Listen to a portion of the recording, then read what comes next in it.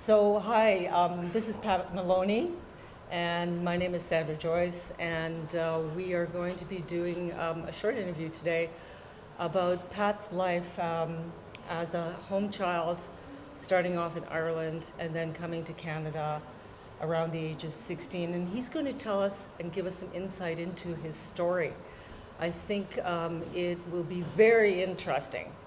So, Pat, could you tell us maybe a little bit about you told me that you were put on the doorstep of a doctor at the age of 4. Can you just tell us a little bit more about that?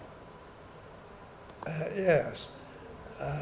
This Dr. Pigott, who worked amongst the poor in Dublin,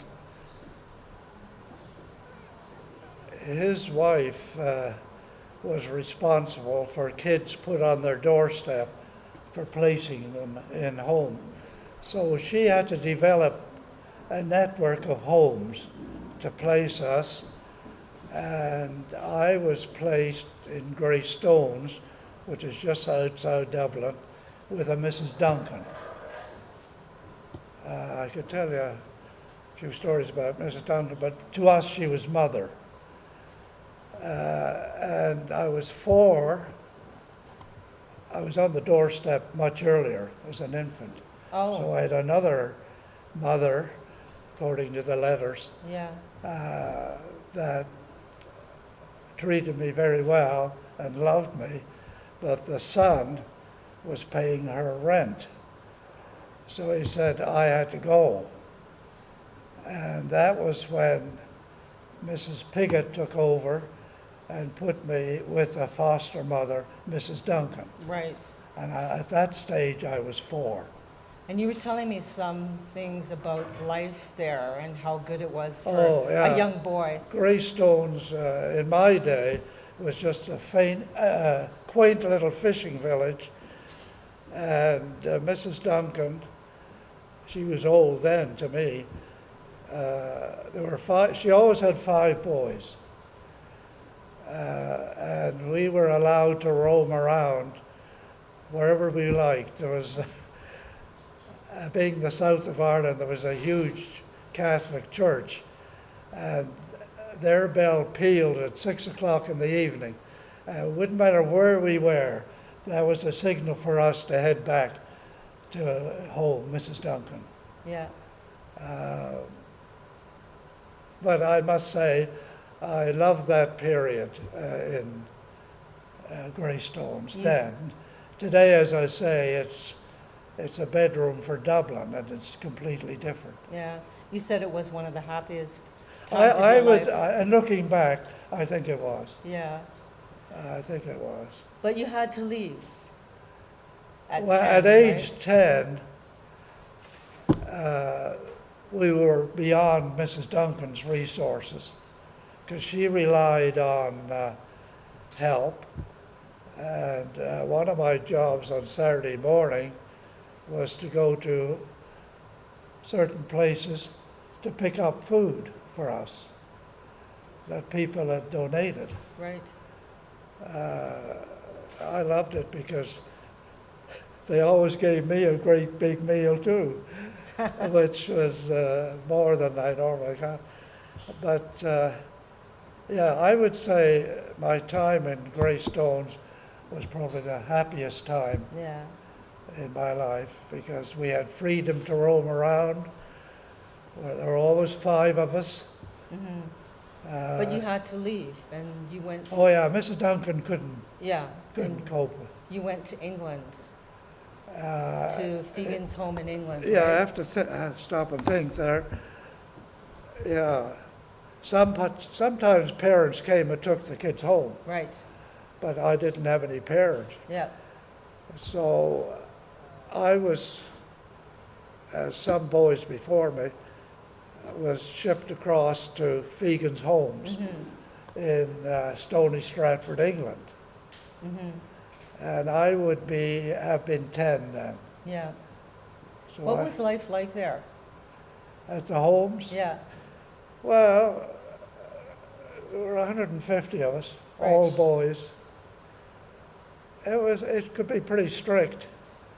As I mentioned earlier, you know, our lives were governed with this whistle. Every master had a whistle on the end of a leather towel. And we were assembled by the whistle. We met outside for school or for meals, we assembled. It was just a routine. Yeah. They had to be strict Yeah. because, you know, 150 kids. 150 boys. Yeah, boys, yeah.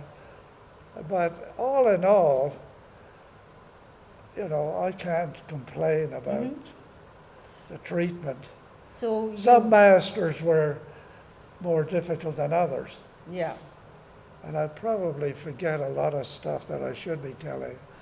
That's okay. We wore those white collars, you know, celluloid collars, bow ties. Yeah. It's in the book there. But all in all, you know, it was good. I enjoyed it. Okay. To some extent, I'd say it was enjoyable. So eventually you had to come to Canada. Yeah. Was that your decision or was it their decision or? Well, what happened with me, a notice appeared on the board that they were going to send some boys to Canada. If you wanted to, sign up. Right away, I signed up, and I remember the master saying when I went in for the interview, I thought you'd want to go. Why do you think he said that? I Don't know. don't know. But anyway, that's how I got to Canada. And what did Canada mean to you then at that point? Did you know anything about Canada? No. Oh, no, I didn't know a thing. But I was with other boys. Right. Uh, So it you was know. an adventure. Sure, Yeah. that was more the idea. Yeah. The orphanage, you know, we regarded it as a prison, but it really wasn't too bad. So in 1937, you got on a ship and you came and arrived Yeah. in. Well, Fegans had this practice of sending groups of boys. The government didn't support, they didn't sponsor it, but they certainly supported the idea of sending kids out to Canada to work on farms. And I think in my group there were 18, and I got placed on a farm near Queensville.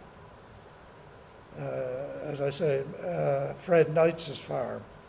And I was fortunate because they were very nice. So what was what was the voyage like? Well, it wasn't so good for me. It was wonderful for the others because, you know, the meals on board ship were fantastic. But from the time we got out on the ocean till we entered the St. Lawrence, I was sick as a dog. Oh, no. So I missed all those Wonderful meals. meals. But once I hit the St. Lawrence, I recovered. So where did you land in? Did you land in Halifax? No, in Quebec City. Quebec City. And then you came to Toronto by train? Train, yeah. So what did you Train think? from there to Montreal, and then Montreal to Toronto.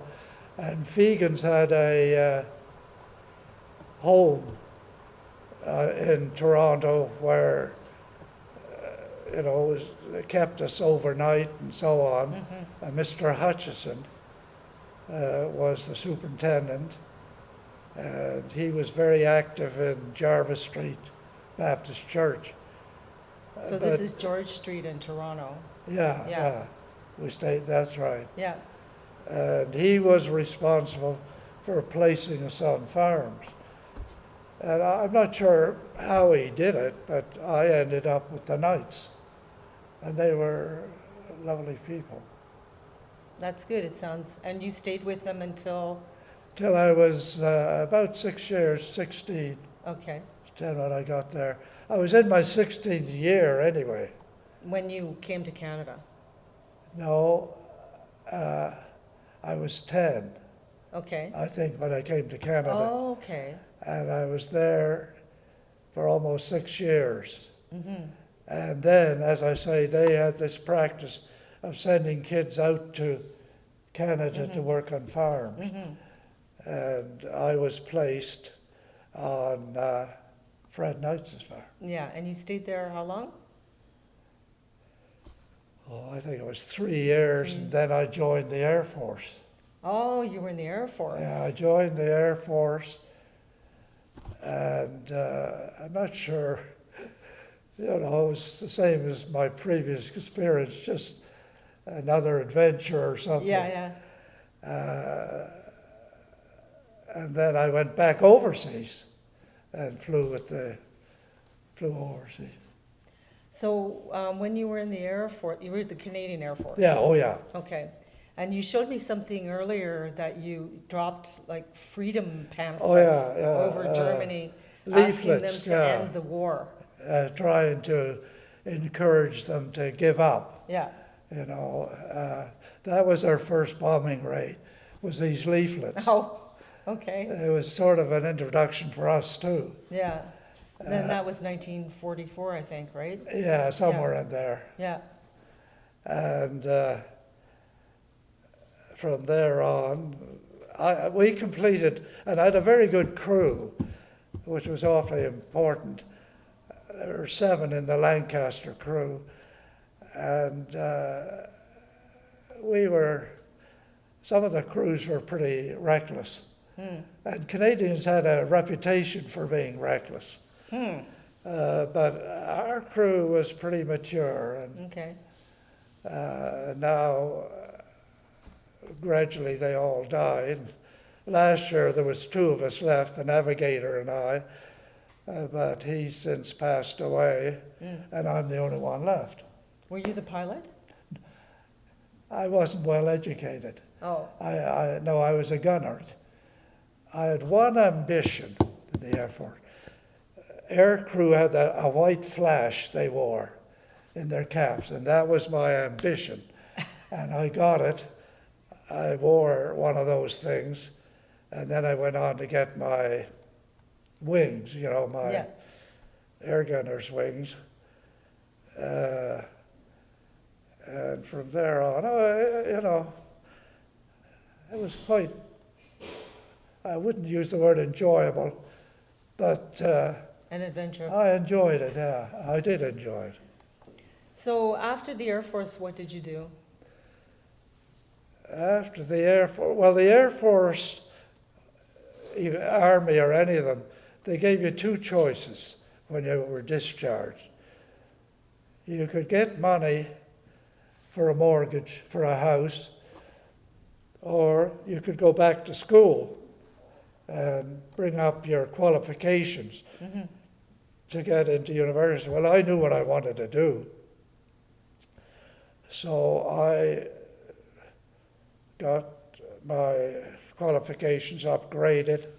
Took me a long time at Ryerson then.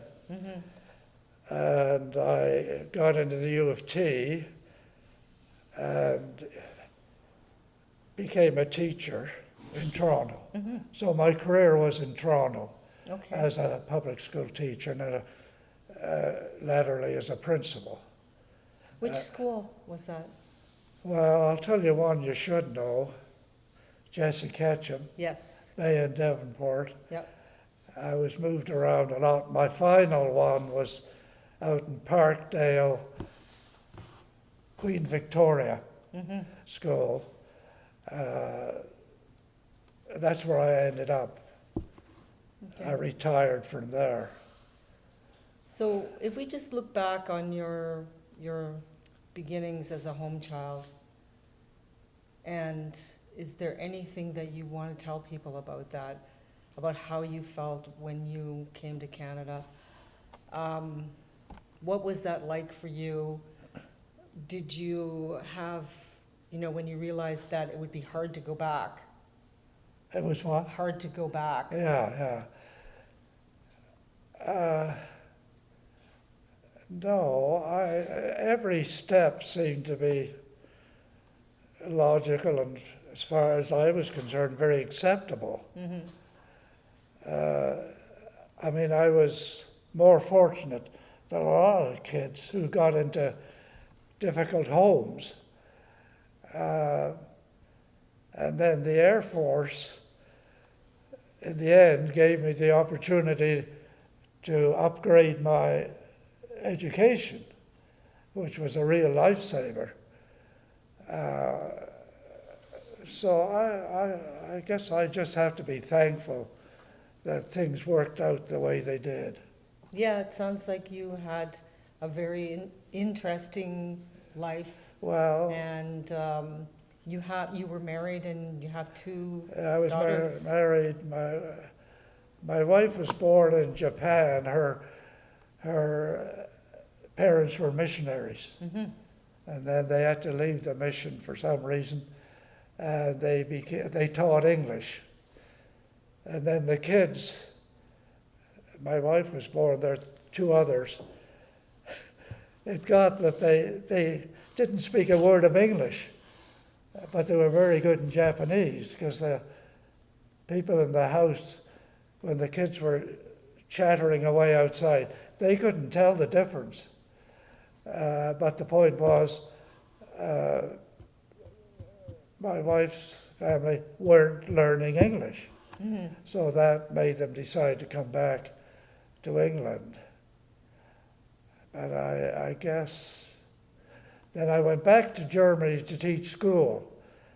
And that's where I really met up with my wife.